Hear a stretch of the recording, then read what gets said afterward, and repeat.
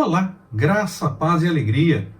A porção de hoje, recomendada para a leitura da Bíblia em um ano no plano sequencial, é Eclesiastes do capítulo 7 ao capítulo 9. A respeito desse nosso comentário mais geral, tendo o livro de Eclesiastes como inspiração, podemos dizer que a palavra Eclesiastes teria como tradução, significaria aquele que reúne a comunidade da aliança. Pelo menos algumas pessoas entendem dessa forma. No original hebraico, o nome do livro é Coelê, que seria traduzido simplesmente por pregador. E aí então entende-se que essa ideia de interpretar Eclesiastes como aquele que reúne a comunidade da aliança seria uma aproximação com o texto original, com o título original, pois o pregador faria isso, faria a reunião da comunidade da aliança. Eclesiastes apresenta todos os indícios de ser um ensaio literário cuidadosamente composto, que precisa ser entendido na sua totalidade, antes de parar para pensar em partes específicas dos textos. Por isso, essa nossa preocupação em fazer um comentário mais geral a respeito do livro durante estas mensagens do nosso desafio de leitura da Bíblia, mas sem descuidar, claro, de pelo menos uma devocional com uma parte do texto para que possamos parar para pensar pelo menos em alguma coisa do texto, mas claro, tendo essa visão mais geral para entender o texto como um todo. Com conteúdo aparentemente pessimista, e é exatamente por isso que nós precisamos conhecer o texto como um todo antes de tirar conclusões a respeito de algumas partes apenas, o livro é definido, na verdade, por versos praticamente idênticos. No capítulo 1, no versículo 2, e no capítulo 12, no versículo 8, vemos textos praticamente iguais que dizem assim, mais ou menos assim os dois. Vaidade das vaidades, diz o pregador, tudo é vaidade. Sendo essa então a declaração que resume de fato o livro e aponta para as conclusões do autor. O tema do livro de Eclesiastes, eu entendo, é definido no versículo 3 do capítulo 1. Que vantagem tem o homem de todo o seu trabalho que ele faz debaixo do sol? Essa pergunta seria o tema do livro, tentar encontrar essa vantagem. E aponta para a esperança, para o depois do tempo que nós passamos aqui debaixo do sol, lá no capítulo 12, nos versículos de 13 a 14, que eu vou ler aqui. De tudo o que foi ouvido, a suma é: teme a Deus e guarda os seus mandamentos, porque isto é todo o dever do homem. Porque Deus há de trazer a juízo toda a obra, até tudo o que está encoberto, quer seja bom, quer seja mal. A busca do pregador por algum tipo de valor fixo, imutável, que possa ser achado nesta vida, debaixo do sol, debaixo do céu, que possa servir como base para uma vida adequada, perpassa todo o livro. Mas, de tudo o que ele observa das coisas que temos por aqui, ele só nota vaidade. Se a esperança estiver apenas no que nós passamos por aqui, não existe de fato esperança. Essa é a conclusão do autor de Eclesiastes. Ele entende que vai muito além do que nós passamos por aqui, aquilo que temos de fato com o Senhor. Hoje nós vamos meditar a respeito de Eclesiastes no capítulo 7, versículos de 15 a 22. O justo perece na sua justiça, e o ímpio prolonga os seus dias na sua maldade. É muito complicado quando nós nos deparamos com isso no mundo real. Vemos as coisas acontecendo dessa forma. Parece que quem faz o certo está errado. E que quem faz o errado consegue ter mais coisas. Infelizmente, essa é uma realidade realmente muito cruel. Não acontece com todos, é verdade. Mas é assim com muitos. É uma situação que nós podemos ver com muita frequência. Há justos que se dão bem aos olhos humanos, fato, e há ímpios que quebram a cara também diante dos olhos humanos.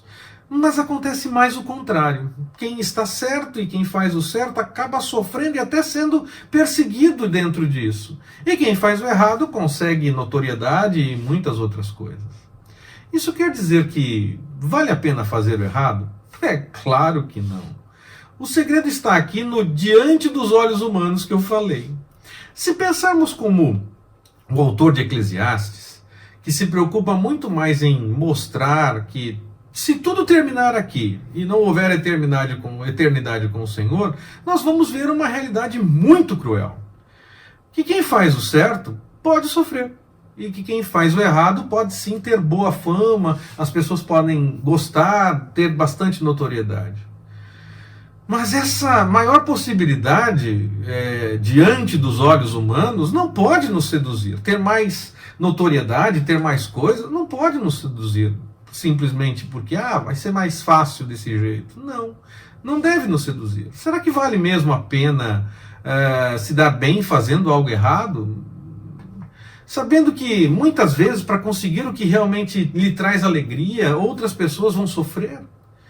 Mesmo sem esperança para depois do que acontece debaixo do sol, tentando então falar um pouco como o autor de Eclesiastes, que fica discutindo com as coisas que acontecem, e aí depois ele aponta para a eternidade, mas falando como ele. Será que viver uma vida cheia de erros vale realmente a pena? É claro que nós temos que tomar cuidado com ser demasiadamente justo, ou ser demasiadamente sábio. Nossa força está no Senhor, não está em nós mesmos. Isso não quer dizer que nós vamos cometer também alguns erros de vez em quando para equilibrar a questão. Não, não é isso. Na verdade, todos nós cometemos erros em algum momento, com maior ou com menor gravidade. Logo, nós precisamos tomar cuidado com algumas situações que acontecem quando nós observamos essas coisas na vida das outras pessoas. Eu vou citar um exemplo. Imagine que um pai ou uma mãe tenta, de todas as formas, prover o sustento para sua casa, mas nada dá certo. Não consegue achar solução, quer seja indo em busca do sustento, quer seja contando com ajuda, as coisas não se encaixam, não dá certo. E aí bate o desespero. Se essa pessoa roubar comida para dar para o seu filho, estará sim cometendo um crime. Poderá sim ter que responder diante da justiça por esse crime. Até mesmo na justiça pode ter alguns atenuantes, pode ter uma situação diferenciada, mas pode ser necessário responder por esse crime.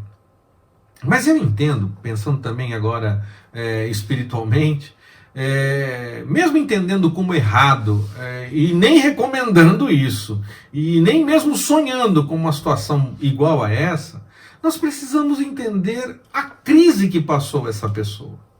Está sim errado, mas não cometeu erro por maldade. O famoso explica, mas não justifica. Eu até consigo entender por que aconteceu, mas não torna certo. Não passa a ser certo porque eu entendi. Eu até entendo que teve uma situação por trás, mas não está certo. Eu explica, mas não justifica.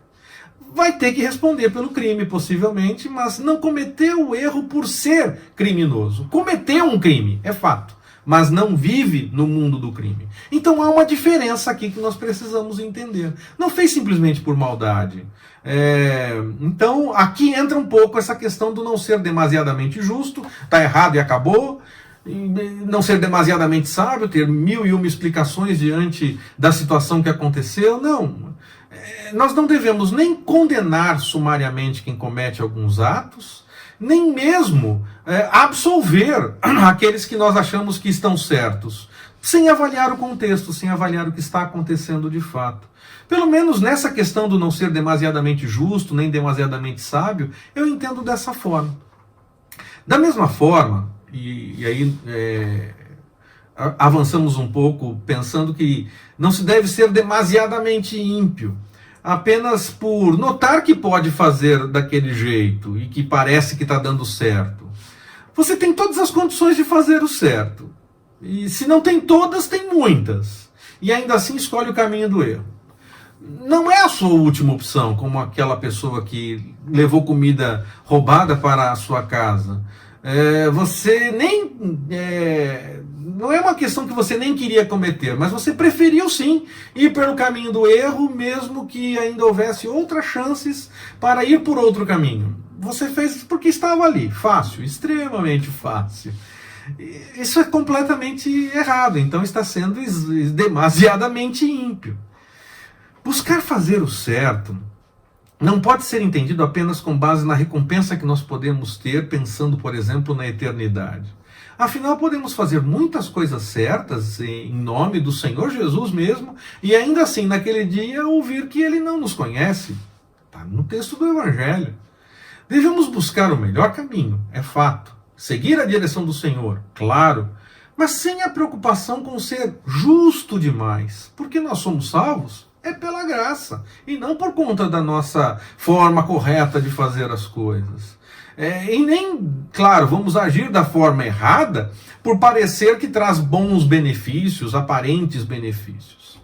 Além disso, ainda que vejamos o erro em outra pessoa, nós não podemos esquecer, em menor ou até em maior escala, nós também cometemos erros.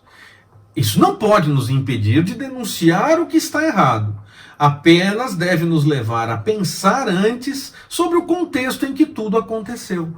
Não ser demasiadamente sábio, demasiadamente justo. Tá tudo errado e fim de papo. Calma, vamos olhar essa situação com calma. Se foi como a última esperança, última chance, puro desespero, é uma coisa. Agora, se foi por maldade exagerada, só porque estava fácil ali para fazer, é outra. O mesmo erro pode ter diferenças. Por isso é que nós somos salvos pela graça. Aí vamos para um tema do Novo Testamento. Nós somos salvos pela graça e não por nossas ações.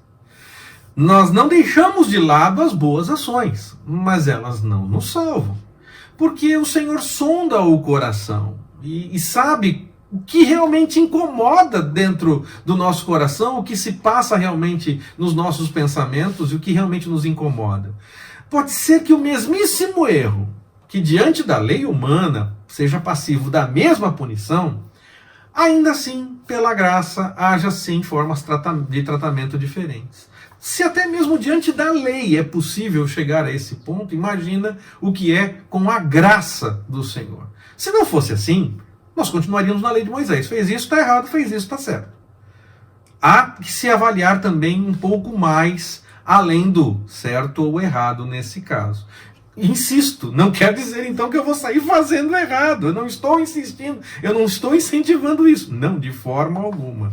Estou dizendo que nós temos que tomar cuidado com as avaliações diante do que parece certo ou do que parece errado, para além do ato em si, indo também para a questão de motivação e situações extras que possam envolver aquela situação.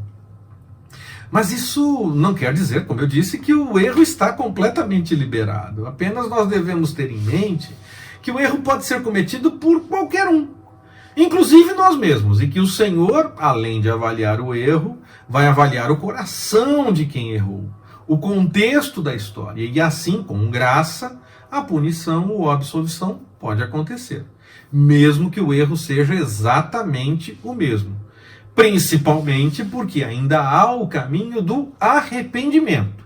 E a pessoa que se arrepende e deixa o erro está numa condição, espiritualmente falando, diferente da pessoa que segue no caminho do erro e não se arrepende e não deixa.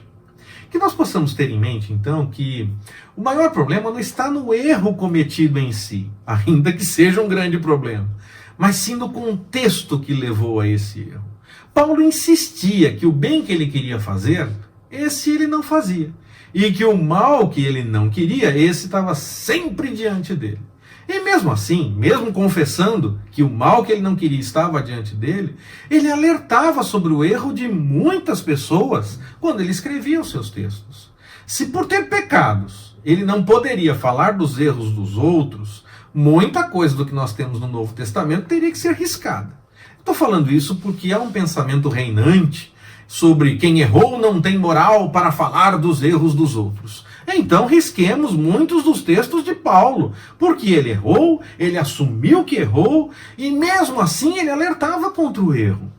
A questão era a motivação, e nós devemos parar para pensar nisso também, quando nós falamos dos erros. Nós estamos simplesmente acusando e dizendo, está condenado? Ou nós estamos convidando a pessoa para pensar nos seus atos e ir na direção do arrependimento e da mudança? Nós devemos sim denunciar o erro, nós devemos sim falar do pecado e a condenação está posta. Mas a boa nova do Evangelho é que há esperança, há salvação em Cristo Jesus. É assim com todos nós. O reconhecimento do erro de Paulo não tirava dele a chance de falar do erro dos outros. Apenas deveria lhe dar o entendimento que, além do erro, há condições que podem contribuir na mesma ação e situação, e que isso pode, ainda que seja um erro sim, e deva ser denunciado e deva ser abandonado, deve também ser levado em conta que existe a chance de se confiar na graça. Principalmente quando não fazemos por pura maldade, nos arrependemos e deixamos o erro. Ou até mesmo quando fazemos sim por pura maldade, estamos mortos em nossos pecados e delitos, mas em determinado momento reconhecemos isso diante do Senhor e confessamos diante dele. Nesse momento, havendo arrependimento, deixando o caminho errado, confiamos na graça do Senhor. Paulo falou muito sobre a graça para que possamos realmente pensar e meditar a respeito disso. E aí então, eu estou fazendo essa analogia com Paulo e a graça nessa questão de ser demasiadamente justo ou demasiadamente sábio, para entendermos que não é uma situação definitiva, senão seria lei. Fez isso, é esse o caminho, fez aquilo, é aquele o caminho. O Senhor Jesus sonda os corações e nós devemos também tomar cuidado em simplesmente ter como certo ou errado. Ainda que haja erro, nós vamos dizer que há o erro. Sim, claro, não estou dizendo para abandonar a pregação e a denúncia do que é errado e do que é pecado. Eu estou dizendo que há erros que podem ser mais errados, mesmo que sejam os mesmos erros, dependendo da situação onde eles forem cometidos. Nós precisamos tomar cuidado com essa questão de ser demasiadamente justo. Somos muito bons, estamos acima de todas essas coisas e conseguimos dizer que é completamente errado ou completamente certo. Não é assim. Nós carecemos da graça, nós carecemos do Senhor e devemos entender que nas situações essa questão se apresenta. Nós precisamos tomar cuidado com isso. Que possamos então dosar adequadamente esse contexto, tanto com o outro, como com a gente mesmo, não nos cobrando demais. Mas, claro, buscando o arrependimento, quer seja no anúncio ao outro, quer seja em nossa vida, buscando arrependimento quando houver o erro, diante do Senhor e com sinceridade. Pois não há quem não tenha cometido erros. Que o Senhor nos abençoe. Forte abraço, até mais, permitindo o Senhor.